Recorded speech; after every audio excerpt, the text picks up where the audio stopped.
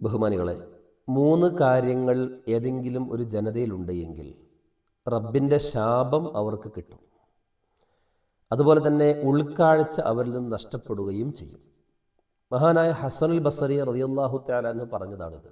3 കാര്യങ്ങൾ ഒരു ജനതയിൽ ഉണ്ടായാൽ അവർക്ക് അള്ളാഹുവിൻ്റെ ശാപം കിട്ടുകയും അവരിൽ ഉൾക്കാഴ്ച നഷ്ടപ്പെടുകയും ചെയ്യുമെന്ന്. അതിൽ ഒന്ന്, ഇദാ അൽഹറന്നാസു അൽ ഇൽമ വളയ്യഉ അൽ അമല.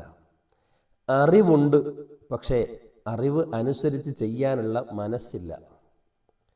അറിവുണ്ട്, പക്ഷേ അത് ചെയ്യാനുള്ള മനസ്സില്ല. രണ്ടാമത്തത്, തഹാബു ബി അൽസിനതിഹിം വതബാഗലു ബിൽ ഖുലൂബ്. നാവുകൊണ്ട് അവർ സ്നേഹിക്കും, സ്നേഹം സംസാരത്തിലുണ്ടാകും. എന്നാൽ വതബാഗലു ബിൽ ഖുലൂബ്, ഹൃദയം കൊണ്ടവർ വെറുക്കുകയും ചെയ്യും, ദേഷ്യം വെക്കുകയും ചെയ്യും. മൂന്നാമത്തത്, വതഖാതഉ അൽ അർഹാം. കുടുംബ ബന്ധങ്ങൾ മുറിക്കുകയും ചെയ്യും, കുടുംബ ബന്ധങ്ങൾക്ക് പവിത്രത കൽപ്പിക്കുകയില്ല. ഈ 3 വിശേഷണങ്ങൾ ഉണ്ട് എങ്കിൽ ലഅനഹുമുല്ലാഹു, അല്ലാഹു തആല അവരെ ശപിക്കും. വഅഅമ അബ്സാറഹും, അവരുടെ കാഴ്ച ശക്തി അല്ലാഹു എടുത്തു കളയും. എന്ന് പറഞ്ഞാൽ ഉൾക്കാഴ്ച, നന്മയും തിന്മയും വേർതിരിച്ച് അറിയുന്ന ഒരു മഹത്തായ സവിശേഷത, അത് നഷ്ടപ്പെടും. ചെയ്യുന്ന തിന്മകൾ പോലും നന്മയായിട്ട് തോന്നിക്കപ്പെടും. തിന്മകൾക്ക് പിന്തുണ കൊടുക്കാൻ തയ്യാറാകും.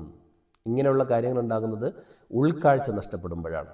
അപ്പോൾ ബഹുമാനികളെ, അറിവുണ്ട് പക്ഷേ ചെയ്യാൻ മനസ്സില്ലാതെ വന്നാൽ, അതുപോലെ തന്നെ നാവുകൊണ്ട് സ്നേഹിക്കുകയും മനസ്സുകൊണ്ട് വെറുക്കുകയും ചെയ്താൽ, കുടുംബ ബന്ധങ്ങൾക്ക് പവിത്രത കൽപ്പിക്കാതെ വന്നാൽ അള്ളാഹുവിൻ്റെ ശാപം കിട്ടാൻ നമുക്ക് സാധ്യതയുണ്ട്. വളരെയധികം നമ്മൾ സൂക്ഷിക്കേണ്ടതാണ്.